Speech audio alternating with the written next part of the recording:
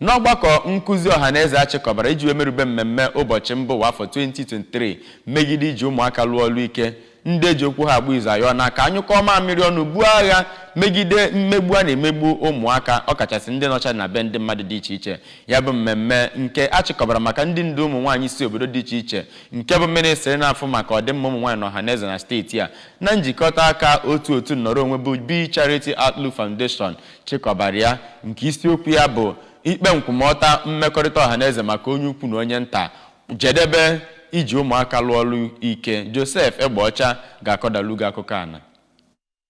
Ya na ya bụ mmemme ka nwata nwaanyị mbụ nọgoro n'ọkwa dịka gọvanọ n'ala Naịjirịa ma bụrụ onye chịbugoro Anambra steeti bụ Dem Veji Etiaba nọrọ kọwaa na ka ọ nọ n'ọkwa dịka gọvanọ Anambra steeti na o binyere aka na ya bụ akwụkwọ maka ikike dịrị ụmụaka iji hụ na enwere nhatanha nakwa ụzọ kacha mma eji akpaso ụmụntakịrị agwa, ma dọọ aka na ntị na ọ bụrụ na akpasoghị ụmụaka agwa kwesịrị ekwesị ka ha dị na ntakịrị, na ọ nwere ike ibutere obodo ajọ akụkọ dịgasị iche iche. Ọ kọwara na Anambra steeti bụ ndị na-aga n'iru na-eturu ugo n'ihe dị mma dị iche iche, ma kpọzie oku ka ọchịchị gọvanọ Soludo nyere aka hụ na ụmụaka bụ ndị a na-enye ohere iji mejupụta ọnatarachi Chineke nyere ha. Onye kọmishọna na-ahụ maka ụmụ nwaanyị na Anambra steeti bụ Oriakụ Ifi Obinabụ, onye kelere Oriakụ Etiaba maka ibinye aka n'akwụkwọ maka ikike dịrị ụmụaka oge o ji ọkwa gọvanọ Anambra steeti, kpọziri ụmụ nwaanyị oku ka ha were ihe niile ha mụtara na ya bụ mmemme budaa ya n'obodo dị iche iche iji hụ na ndị mmadụ maara nke ekwe na-akụ, ma dọọ aka na ntị na onye ọbụla ejidere ka ọ na-eji ụmụaka arụ ọrụ ike bụ onye a ga-ata ahụhụ dịka iwu siri kwu. Onye ji ọkwa campaign director nke otu Be Charity Outlook Foundation bụ Oliakụ Blessing Ibe, onye kọwara na ọtụtụ ụmụaka nọ na-ata ahụhụ dị iche iche n'ihi na ha enweghị ike ikwupụta okwu ka o si wee dịrị ha, kọwara na ijikọ aka ọnụ nke ndị ọnụ ruru n'okwu, ndị otu nnọrọ onwe nakwa gọọmenti dị iche iche bụ nke ga-enye aka hụ na ewetara ụsa nye ya bụ nsogbu. Abịazịa n'ihe a ga-eme iji hụ na ewetara ụsa nye ya bụ ihe iche aka mgba bụ iji ụmụaka arụ ọrụ ike, ka dọkịnta Ujumokwelu nke ngalaba Guidance and Counseling Mahadum Nnamdi Azikiwe University dị n'Awka nọrọ kpọọ oku ka ndị mmadụ kee nkwụcha mara nke ekwe na-akụ gbasatara iwu, nakwa na-eme ka onye ọbụla na-amata maka mpụtara dị n'iji ụmụaka arụ ọrụ ike. Onye ji ọkwa eze ọdịnala obodo Umueri bụ Igwe Ben Emeka kọwara na omenala Igbo bụkwa nke megidere iji ụmụaka arụ ọrụ ike, ma dozie ndị mmadụ aka na ntị maka ihe ịta ahụhụ dịrị onye ọbụla na-akpa ya bụ akparamagwa. Onye isi oche otu Anambra State Association of Town Union Asatọ